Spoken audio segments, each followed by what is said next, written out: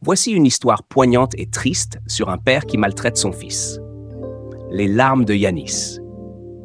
Dans un petit village reculé, loin du regard du monde, vivait un garçon nommé Yanis. Il avait 10 ans, des yeux noirs profonds pleins d'innocence et un corps frêle marqué par la faim et le froid. Son père, Tarek, un homme dur et silencieux, ne lui offrait ni amour ni tendresse.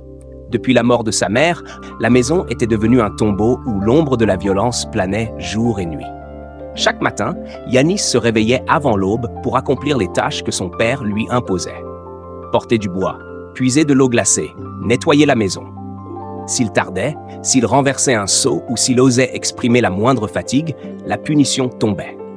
Parfois une gifle, parfois un regard si dur qu'il lui coupait le souffle. Mais ce qui blessait le plus Yanis, ce n'était pas les coups, c'était l'absence d'amour.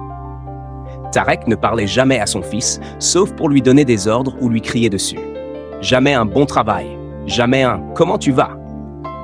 Pour lui, Yanis n'était qu'un fardeau, un poids à supporter. Les jours d'hiver étaient les pires, la maison était glaciale, mais Tarek ne lui donnait qu'une mince couverture trouée pour dormir. La nuit, Yanis s'enroulait sur lui-même, tremblant sous le vent qui sifflait à travers les fissures des murs. Parfois, il rêvait de sa mère. Il se souvenait de ses bras doux, de son rire léger comme le vent, du pain chaud qu'elle préparait. Mais au matin, il n'y avait plus qu'un vide immense. Un jour, Yanis revint du puits avec les mains rouges de froid. Il avait marché longtemps, portant un seau d'eau plus lourd que lui. Mais en arrivant, il trébucha sur une pierre et l'eau se renversa sur le sol poussiéreux. Tarek le regarda sans un mot. Puis, lentement, il retira sa ceinture. Yanis savait ce qui allait suivre. Il ferma les yeux. Il ne pleurait plus depuis longtemps. Il avait appris que les larmes ne servaient à rien. Ce soir-là, alors que la douleur envahissait son petit corps, il prit une décision. Il devait partir.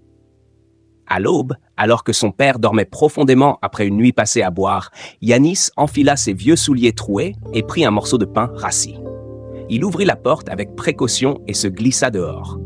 Le vent était glacial, mais il ne s'arrêta pas. Il marcha à travers les champs, suivant un chemin qu'il ne connaissait pas. Ses jambes tremblaient, mais il avançait, poussé par un espoir fragile. Trouver un endroit où il serait enfin aimé.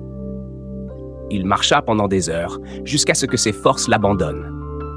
Il s'écroula près d'un arbre, le souffle court, les paupières lourdes.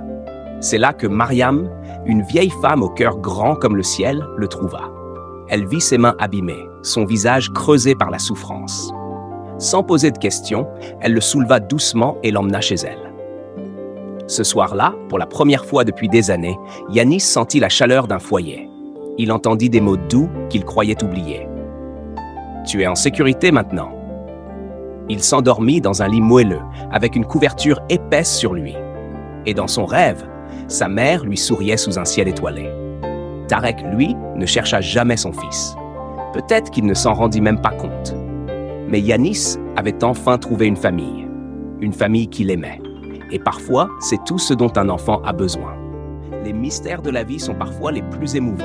Abonnez-vous pour découvrir d'autres histoires.